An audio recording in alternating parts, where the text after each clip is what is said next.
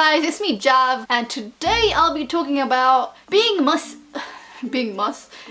misunderstood as an only child or a single child, whatever we call it. I do have two half brothers and I have a half sister, but it's just that I grew up as an only child. My brothers and sisters, they're quite older than me, but we never lived together, so I lived life as an only child. So I'm here to talk about being misunderstood as an only child. So basically what I feel is, growing up without siblings around me, I developed certain characteristics which I think other single childs might have as well.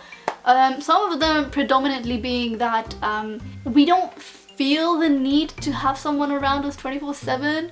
I don't know if that's just me or what, but I just got used to being by myself. I got used to playing by myself. I got used to not mixing with other people, and that was not a problem for me, but it seemed to be a problem for the people around me. Not everyone had a problem with that, but you see, I've spent a lot of time with some of my relatives, and I've had to live with them as well.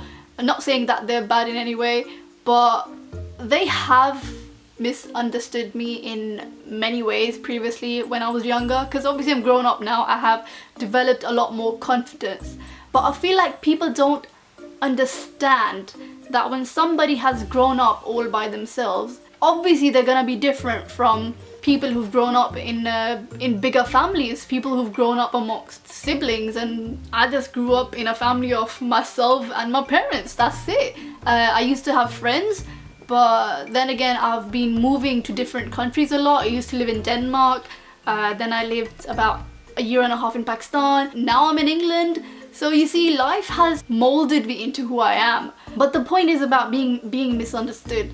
Now the thing is, I feel like certain people have had a problem with me being the way I am. They felt like just because I was a quiet person, because I couldn't find it easy to mix myself in with others, that I didn't like them or I don't want to be with them. Every person has their own life story, and every person's life story molds them and affects them to be who they are, right?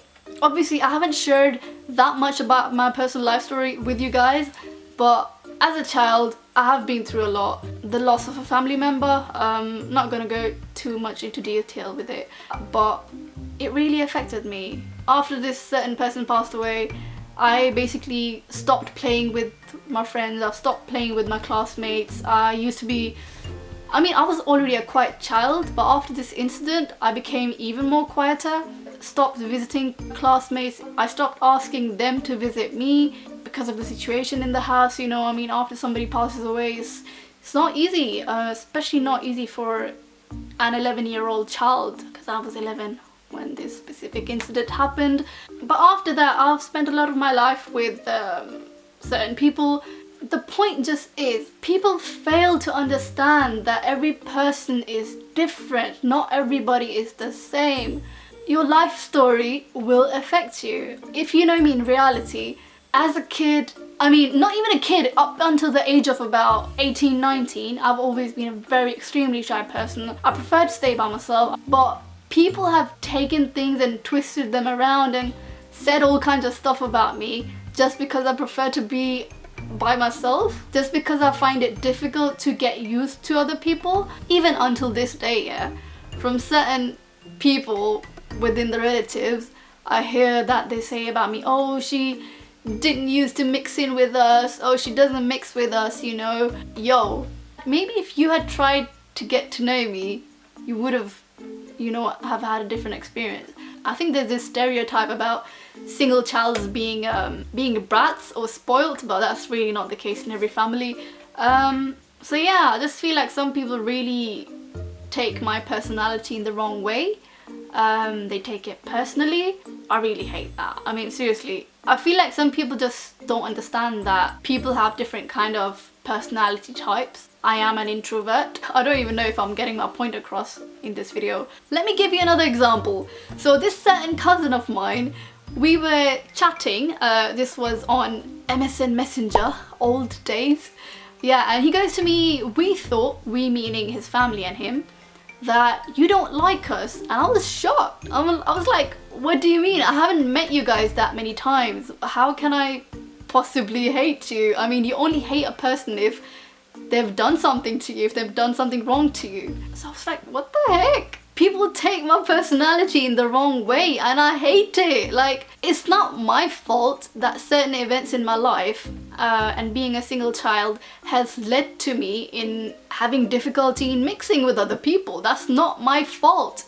But it is also your responsibility to try to understand another person. It all comes under empathy, you know, being able to put yourself in somebody else's shoes. So yeah, I was telling you about the cousin. So I was shocked. I was like, no, I don't hate you guys. I can't hate you in any way. There's no reason for me to hate you.